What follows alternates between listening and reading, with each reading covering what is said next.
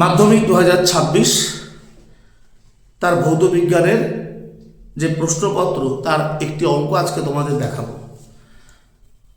দেখো এখানে অঙ্কটা বলেছে 2 গ্রাম অফ এ গ্যাস, একটা গ্যাস তার ভর দিয়েছে 2 গ্রাম, এক টেম্পারেচার 7 ডিগ্রি সেলসিয়াস, অর্থাৎ গ্যাসটার উষ্ণতা 7 ডিগ্রি সেলসিয়াস।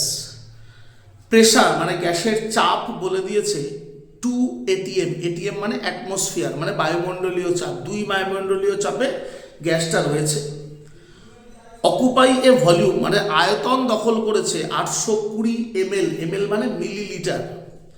তোমাকে বলেছে determine the molar mass of the gas, অর্থাৎ গ্যাসটার আণবিক ভর নির্ণয় করতে হবে। গ্যাসটির আণবিক ভর নির্ণয় করতে হবে। আমি আরেকবার অঙ্কটা বাংলাতেও করে দিচ্ছি। কি বলেছে? 2 গ্রাম ভরের কোনো গ্যাস 7 ডিগ্রি সেলসিয়াস তাপমাত্রায় এবং 2 অ্যাটমসফিয়ার চাপে 820 ml আয়তন অধিকার করে। গ্যাসটির মোলার ভর নির্ণয় করো। তোমরা অঙ্কটা বোর্ডে দেখতেই পাচ্ছ এবং নিজেরাও পড়ে নিতে পারো। তাহলে অঙ্কটা কি দিয়েছে? যখনই কোনো অঙ্ক করবে তখন অঙ্কের মধ্যে যে ডেটাগুলো রয়েছে, যে বক্তব্যটা অঙ্কের মধ্যে রয়েছে সেটাকে ভালো করে আগে ভাঙতে হবে। অঙ্কটাকে ভাঙবে, ভেঙে ভেঙে তার ভেতর থেকে মূল যে কথাগুলো, যেগুলো আমাদের অঙ্ক করতে গেলে লাগবে, যে ডেটাগুলো দেওয়া আছে সেগুলোকে আগে আলাদা করতে হবে। এই ডেটাগুলোকে তুমি আলাদা করতে পারলেই দেখবে তোমার অঙ্কটা হয়ে যাবে ফর্মুলার দ্বারা। তাহলে এখানে আমাকে কি দিয়েছে? 2 গ্রাম কোনো একটা গ্যাস, তারপরে আমি কি পেয়ে গেলাম? গ্যাসের ভর। তাহলে আমাকে যে গ্যাস দিয়েছে তার ভর হচ্ছে 2 গ্রাম। আমরা গ্যাসের ভর ছোট হাতের m দিয়ে লিখছি, সেটা 2 গ্রাম। 2 গ্রাম গ্যাস আমাকে দিয়েছে।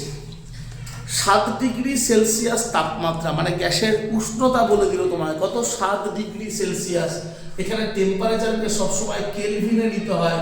তাহলে 273 এর সাথে 7 যোগ করলে হবে 280 কেলভিন। 2 atm চাপে, তোমাকে গ্যাসের চাপ বলে দিয়েছে 2 atm। তাহলে গ্যাসের চাপ P দিয়ে লেখা হয় 2 atm। atm মানে বায়ুমণ্ডলীয় চাপ বা অ্যাটমসফেরিক প্রেসার। atm কথার অর্থ বায়ুমণ্ডলীয় চাপ বা অ্যাটমসফেরিক প্রেসার। তাহলে 2 atm চাপে 820 ml আয়তন অধিকার করে। তাহলে আয়তন বলে দিল গ্যাসের। গ্যাসের আয়তন কত বলছে? আয়তনকে ভি দিয়ে লেখো 820 ml। এই ml মানে মিলিলিটার। মিলিলিটারকে তোমাকে লিটারে পরিণত করতে হবে। তাহলে হবে 820 বাই 1000 লিটার। 820 by 1000 litre. এবার বলেছে কি গ্যাসটির মোলার ভর মানে আণবিক ভর বার করতে হবে।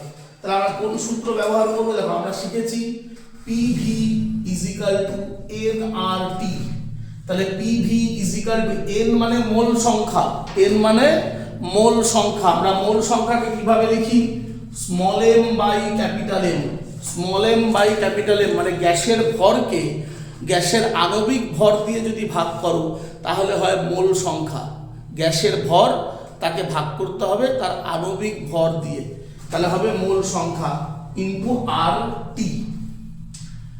তাহলে আমাদের এখানে দেখো আমরা এখান থেকে কি পাচ্ছি? তাহলে ক্যাপিটাল M। আমাকে কি বার করতে বলেছে প্রশ্নে? আমাকে প্রশ্নে বার করতে বলেছে গ্যাসের মোলার ভর। মোলার ভর মানে আণবিক ভর। আণবিক ভর ক্যাপিটাল M। তাহলে ক্যাপিটাল M বার করবো। তাহলে ক্যাপিটাল M = কি লিখবো? mRT by PV। এবার দেখো এখান থেকে সবার মানগুলো বসিয়ে দাও। স্মল m এর মান কত? স্মল m এর ভ্যালু 2 গ্রাম। r এর ভ্যালু দেখো প্রশ্ন তোমাকে কিন্তু r এর মান দিয়েছে 0.082। এটা r এর মান প্রশ্নে দেওয়াই আছে 0.082। তারপরে t কত? 280। এবার p চাপ কত? দেখো 2 অ্যাটমসফিয়ার প্রেসার, তাহলে 2। v কত? আয়তন। আয়তন দেখো আমাদের দিয়েছে 820 বাই 1000, তাহলে 1000টা উপরে চলে যাবে। 820 বাই 1000, 1000টা উপরে চলে গেল। এবার এই পয়েন্টটাকে তুলে দিলে নিচে আরো 1000 আসে, তাহলে 1000 এর সাথে 1000 কেটে গেল। তাহলে এখানে দেখো শূন্যের সাথে শূন্য কেটে গেল। এখানে আছে 82, এই 82 কেটে গেল। 2 এর সাথে 2 কেটে গেল, কত রইল? 28। তাহলে ক্যাপিটাল এম মানে মোলার ভর বা আণবিক ভর, যে গ্যাসটা আমাদের দিয়েছে তার আণবিক ভর বা মোলার ভর কত হলো 28। তাহলে গ্যাসের আণবিক ভর বা মোলার ভর 28। তাহলে এই হচ্ছে আমাদের অঙ্ক। বলেছে আমাদের আণবিক ভর বার করতে, তাহলে আমরা পিভি ইকুয়াল টু এনআরটি এই ফর্মুলা দিয়ে গ্যাসের আণবিক ভর কিন্তু বের করতে পারি। আমাদের শুধু কি কি দেওয়া আছে সেটাকে আলাদা করতে হবে, তারপর সঠিক ফর্মুলাটা নির্ণয় করে সেখানে মানগুলো বসালেই আমরা গ্যাসের আণবিক ভরটা কিন্তু পেয়ে যাচ্ছি। আশা করি শিখতে পারলে তোমরা এইভাবে অঙ্কগুলো চেষ্টা করবে। Thank you.